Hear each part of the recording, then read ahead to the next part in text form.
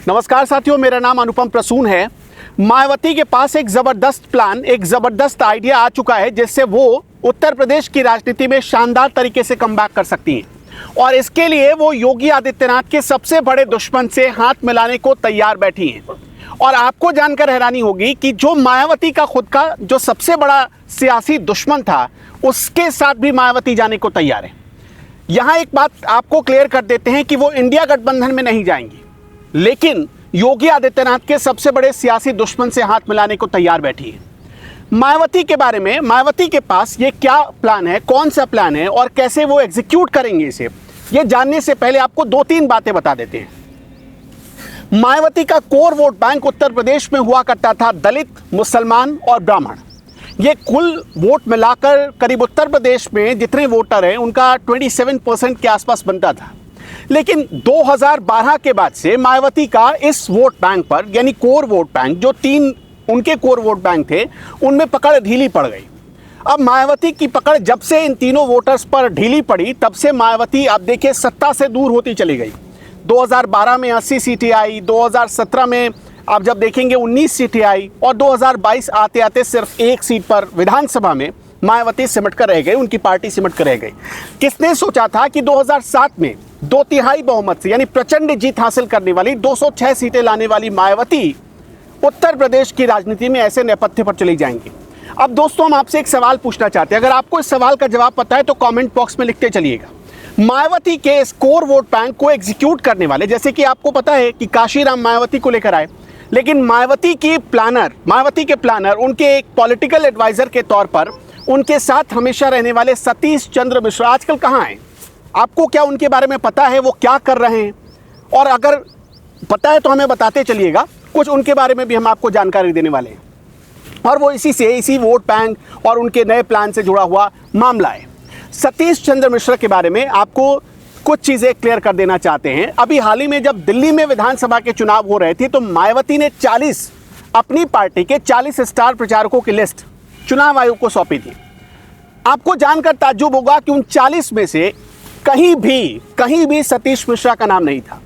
ये वही सतीश मिश्रा हैं जो मायावती के पॉलिटिकल एडवाइजर माने जाते थे और लोग ये मान बैठे थे कि मायावती से अलग सतीश चंद्र मिश्रा नहीं है।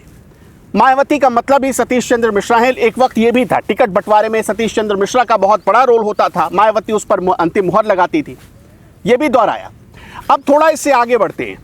सतीश चंद्र मिश्रा के साथ दिल्ली विधानसभा चुनाव में तो जो हुआ वो हुआ ही। 2024 में जब लोकसभा के चुनाव हो रहे थे, मायावती के बाद बीएसपी में सतीश चंद्र मिश्रा की हैसियत 2 नंबर की होती थी, मतलब दूसरे नंबर पर वो आते थे। लेकिन 2024 में उन्हें खिसकाकर तीसरे नंबर पर कर दिया गया। दोस्तों, आपको पता है कि दूसरे नंबर पर कौन आया? मायावती के अपने भतीजे आकाश आनंद, जिनको अभी हाल ही में बाहर किया गया। और ताज्जुब इस बात पर होता है कि आकाश आनंद को 1 साल के भीतर दूसरी बार मायावती ने पार्टी से बाहर किया है। दूसरी बार ऐसा हुआ है।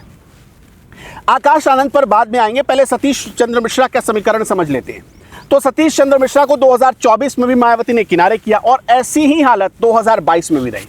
अब सोच कर देखिए कि अपने भतीजे को स्पेस देने के लिए मायावती ने अपने सबसे बड़े पॉलिटिकल एडवाइजर, प्लानर, या यूं कह लीजिए कि मायावती के लिए जो दिल्ली में फील्डिंग करते थे या देश के दूसरे स्टेट में फील्डिंग करते थे, उनको ही किनारे लगा दिया और इसका खामियाजा मायावती अब भुगत रही हैं।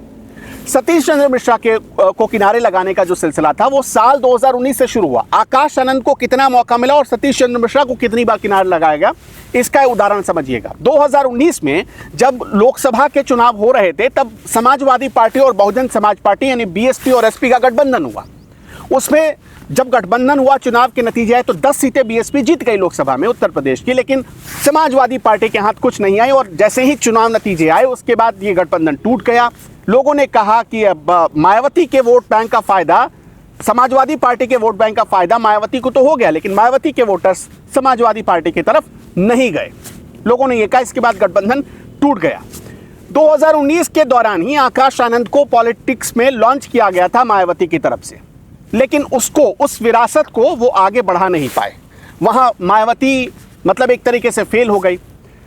अब दूसरी बार उन्हें मौका दिया गया, ये बड़ा उनका कद बढ़ाकर दिखाया गया जब 2021 में, आप देखिए, जब निकाय लेवल के चुनाव हो रहे थे उत्तर प्रदेश में, उस वक्त भी आकाश आनंद फ्लॉप ही रहे। 2022 में जब विधानसभा के चुनाव हुए, आकाश आनंद तब भी एक बड़ी जिम्मेदारी में थे, तब भी वो फ्लॉप हो गए। और इन तीनों के दौरान, इन तीनों चुनावों के दौरान सतीश चंद्र मिश्रा को धीरे धीरे हल्का हल्का पुश किया जाता रहा और उन्हें एकदम किनारे लगाया जाता रहा। आज सतीश चंद्र मिश्रा मेन फ्रेम से गायब हो गए। 2024 में ऐसी चर्चा चली थी कि कानपुर से उन्हें टिकट मिल सकता है, लेकिन वो भी नहीं हुआ, मायावती ने वो भी नहीं दिया। अब सोचिए कि सतीश चंद्र मिश्रा जब से हाशिए पर लगे तब से मायावती का जो अपना कोर वोट बैंक है, यानी ब्राह्मणों का वोट बैंक, दलित तो पिछड़ते जा रहे हैं। दलित 2014 के बाद से जब आप ग्राफ देखेंगे, जो दलित करीब 24-25% के आसपास मायावती के लिए जी जान झोंक देते थे, वो दलित अब 6-7% रह गए हैं बीएसपी के पास। मतलब दलितों में भी हर दलित उन्हें वोट करता है। अब ये हालत नहीं रही है मायावती के सामने। और मायावती के लिए जो दलित वोटों में फील्डिंग करने वाले थे, भले ब्राह्मण थे, लेकिन सतीश चंद्र मिश्रा का उसमें एक बड़ा नाम माना जाता था।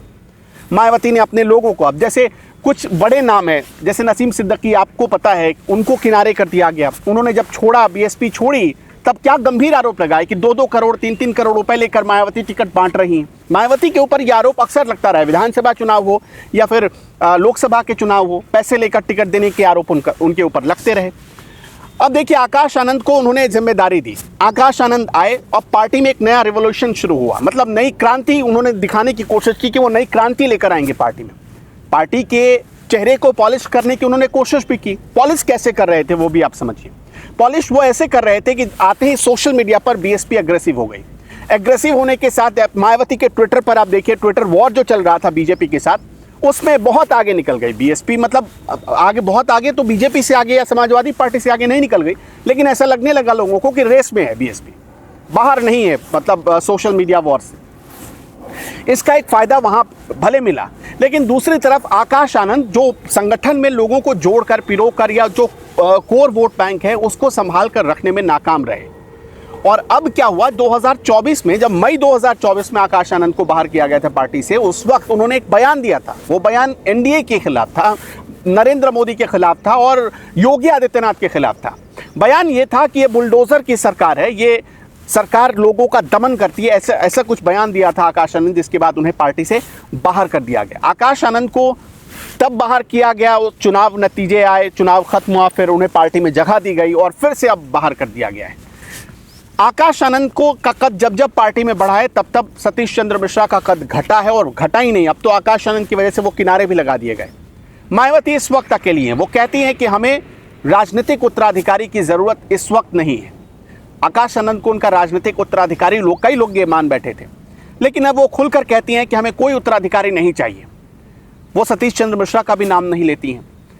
अब सतीश चंद्र मिश्रा का नाम अचानक से अब ये क्यों सुर्खियों में आया है, हाईलाइट क्यों हो रहा है, ये भी सुनिए।